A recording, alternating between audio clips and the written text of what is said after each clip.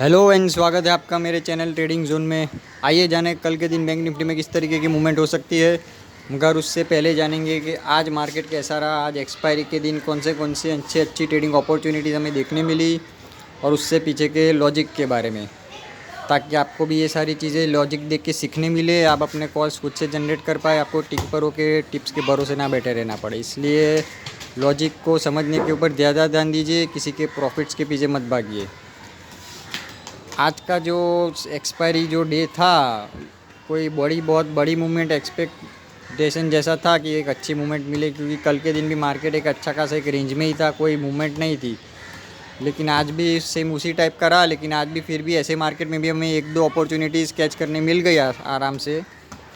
देखिए, जो first trading opportunity जो निकल कर आ रही थी, मार्केट ओपन हुआ, ओपन होते ही नीचे आया एक लेवल के पास 36,000 का जो लेवल है, और वहाँ से फिर उसने यू टर्न अच्छी खासी एक बाइंग दिखाई। ऊपर के साइड हमें मूवमेंट देखने मिली, तो ऊपर का जो लेवल है 36,000, एक मिनट, हाँ, 36,550 का, ये मैंने आपको कल के वीडियो में भी ये बात डिस्कस की हुई थी, अगर आपने वीडियो ध्यान से देखा हो तो, कि 36,500 का जो लेवल है 40-50 पॉइंट्स का जो जोन होता है, कोई भी एक पिन पॉइंट नहीं होता, पिन बार, कोई भी मैं लेवल या कोई भी आप लेवल देखेंगे 36,000 हो गया या 36,500, तो पूरा एक 40-50 पॉइंट का एक जोन होता है। तो ये बात मैंने कल के वीडियो में भी आपसे का डिस्कस की हुई थी कि अगर उस लेवल के पास जाता है, उसके ऊपर सस्टेन कर जाए तो आप बाय कीजिएगा, और उसके पास जाके कोई पिन बार या बियरिश कैंडल देखने मिले तो आप वहाँ से सेलिंग की अपॉर्चुनिटी भी कैच कर सकते हैं। तो मार्केट देखिए, ये जो लेवल है, ये मैंने कल को भी आपको ये शो किया हुआ था। मार्केट में कंटिन्यू 3 से 4 बार वहाँ से इमीडिएट सेलिंग आई हुई। इमीडिएट सेलिंग का मतलब एक भारी मात्रा में कैंडल देखिए किस तरीके से उधर के उस लेवल के पास जाते हैं, वहाँ पर कैंडल देखिए एक बड़ी लंबी कैंडल से बन रही है, मतलब वहाँ पर भारी मात्रा में सेलर्स मौजूद है, वहाँ से भारी मात्रा में बिकवाली आ रही है। तो जैसे उस लेवल के पास गया, और उस लेवल के पास 36,580 के पास 50 से लेके पूरे 600 तक, 36,000 तक का 40-50 पॉइंट का जो जोन है, ये मैंने मार्क किया हुआ है।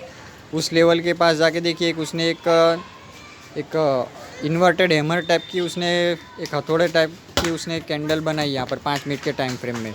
जैसे इस हैमर बोलो या फिर डोजी बोलो, कुछ भी बोलो, इस हैमर का ब्रेक हुआ नीचे 5 मिनट के टाइम फ्रेम में, नीचे के साइड ऊपर रेजिस्टेंस भी था प्लस हैमर भी बनी, मतलब हमें एक कंफर्मेशन मिल गया कि प्राइस यहाँ से रिवर्स जाने के लिए रेडी हो चुका है। तो यहाँ से आप एक ट्रेड ले सकते थे। 1:2 हमारा टारगेट था, और जो कैंडल का हाई था उसके थोड़ा सा ऊपर हमने एसएल रखा हुआ था, छोटा सा एसएल था। 1:2 1:3 के भी ऊपर तक हम मिनिमम हमारा टारगेट रहता है, वो मिनिमम 1:2 रहता है, जो कि आसानी से हमें कैच करने मिल गया। 1:3 तक भी गया था प्राइस। ये एक अच्छी ट्रेडिंग अपॉर्चुनिटी हमें कैच करने मिल गई। अगर ये ट्रेड आपने लिया होगा तो आप डेफिनेटली प्रॉफिट में रहे होगे। बात करते हैं सेकेंड ट्रेडिंग अपॉर्चुनिटी की। तो देखिए, मार्केट फिर कंटिन्यू एक जिगजैग फॉर्म में घूमता रहा, कोई अच्छा ट्रेड अपॉर्चुनिटी बन नहीं रही थी।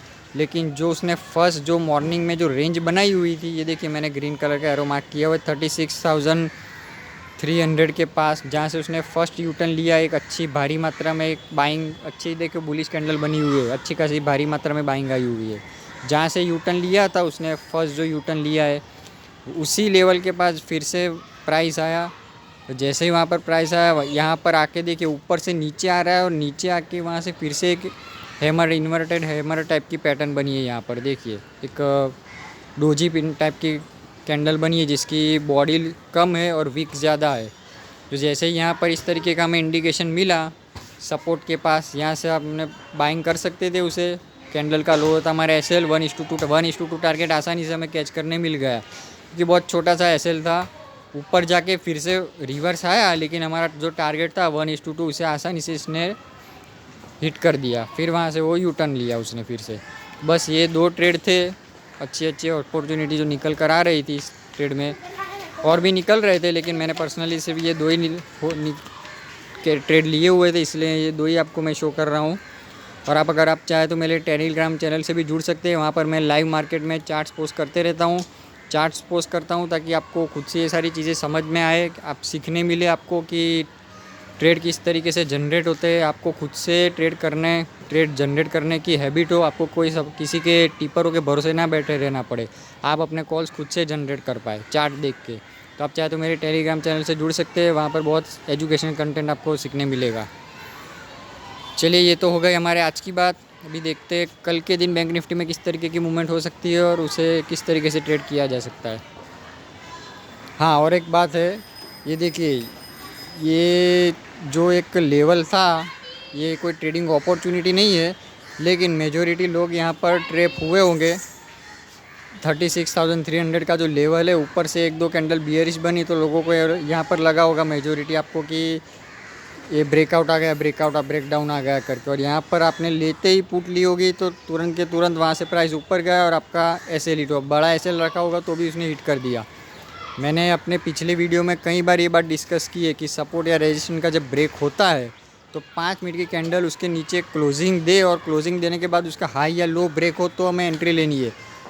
जब कैंडल का फॉर्मेशन हो रहा हो तभी कोई भी ट्रेड हमें एग्जीक्यूट नहीं करना है इमोशंस में आके। बड़ी बड़ी कैंडल देख के एक्साइटमेंट में नहीं आ जाना है, वरना आप ट्रैप ही हो जाओगे। तो यहाँ पर इसके नीचे उसने क्लोजिंग तो दिया, लेकिन उसके नीचे अगली कैंडल ने उसका लो नहीं ब्रेक किया। देखिए, अगली कैंडल उसके ऊपर से ही यूटर्न लेके ऊपर चली गई। तो इस तरीके से ये सारी चीज़ें सीखिए, बहुत सीखने लायक चीज़ें। आपको इसी तरीके से आप ट्रेड में फंस जाते, आपको बिना वजह ये सारे लॉस ना हो, इसलिए ये सारी चीज़ें मैं आपको सिखा रहा हूँ। सिर्फ चार्ट के ऊपर लेवल्स ड्रॉ करके मैं भी बता सकता था कि कल यहाँ से ये होने वाला है, वहाँ से। ये सारी चीज़ें सिर्फ इसीलिए सिखा रहा हूँ कि आपका बेवजह लॉस ना हो। मैं भी मार्केट में बहुत सारे लॉस ले चुका हूँ, मुझे कोई सिखाने वाला नहीं था ये सारी चीज़ें, लेकिन आपको ये सीखने मिल रही है। तो ये सारी चीज़ें आप अपने ट्रेडिंग हैबिट्स में ये सारी चीज़ें इम्प्रूव कीजिए कि इस तरीके से आपको बेवजह के जो सिर्फ आपको किस तरीके से ट्रैप किया जाता है, आपका बेवजह लॉस ना हो, आपका मनी सेफ रहे। तो जब भी सपोर्ट या रेजिस्टेंस का ब्रेक हो तो 5 मिनट की कैंडल क्लोज हो और उसका हाई या लो ब्रेक हो, तब जाके आप एंट्री लीजिएगा। उसके पहले हमें कोई भी ट्रेड एग्जीक्यूट नहीं करना है।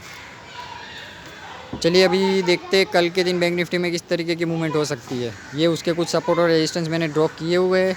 तो अगर कल के दिन मार्केट आज का जो लो था 36,280 के आसपास, उसे ब्रेक करता है, फिर उसे रिटेस्ट करने जाए, इस तरीके का कोई प्राइस एक्शन बने, रिटेस्ट करके अपना जो उसने जो लो लगाया था स्विंग उसे काटे, तो यहाँ से आप एक ट्रेड ले सकते हैं। हमारा जो टारगेट रहेगा वो रहेगा 36,100 तक का। यहाँ तक मार्केट हमारा आ सकता है। मिनिमम हमारा जो टारगेट रहता है वो मिनिमम 150 से 200 पॉइंट्स का रहता है। छोटे छोटे प्रॉफिट्स हम बुक नहीं करेंगे, मिनिमम 1:2 तो हमारा टारगेट रहेगा ही रहेगा।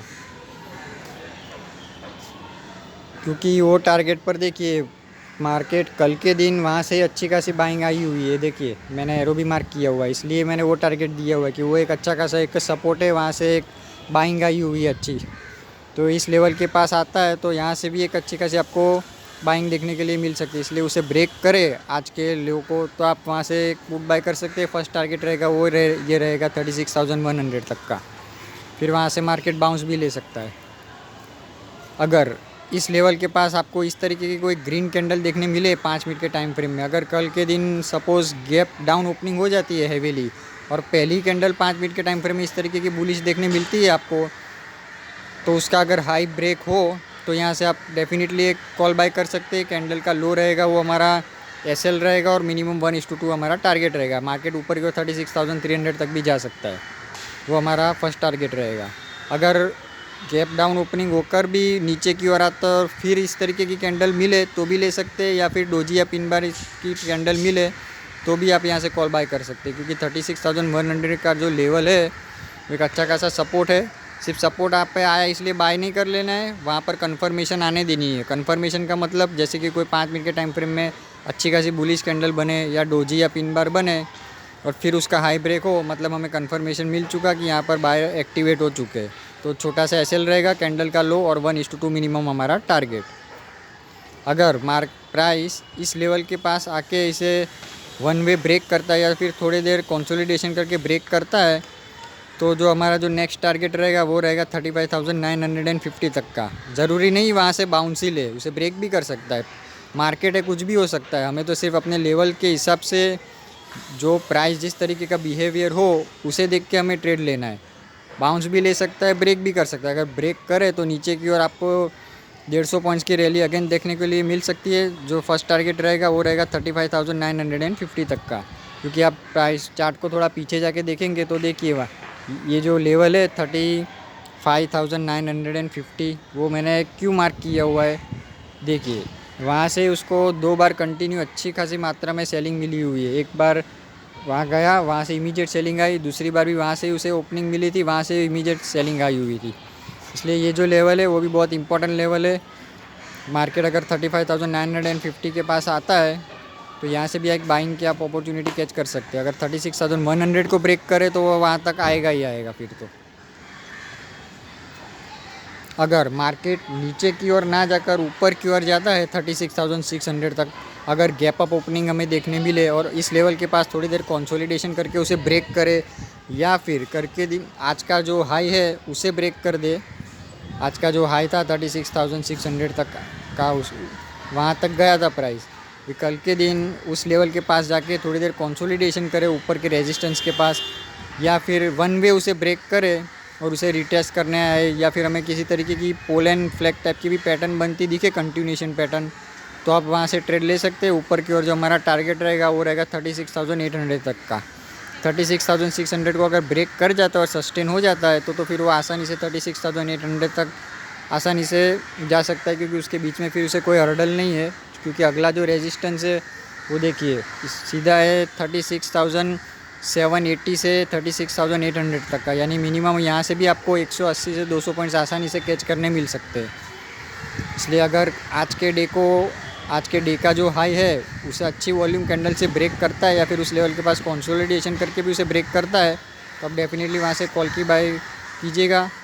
एसएल लगा के कीजिएगा, एसएल भी हिट हो सकता है, लेकिन हमारा जो एक्यूरेसी रहती है इस तरीके के ट्रेड्स में प्राइस एक्शन में, वो 10 में से हम 7 बार चलते ही चलते 2-3 बार एसएल होगा तो छोटा होगा, और जब टारगेट लेंगे तो 1:2 से पहले हम बिल्कुल भी एग्जिट नहीं करेंगे। मिनिमम हमारा 1:2 टारगेट होगा।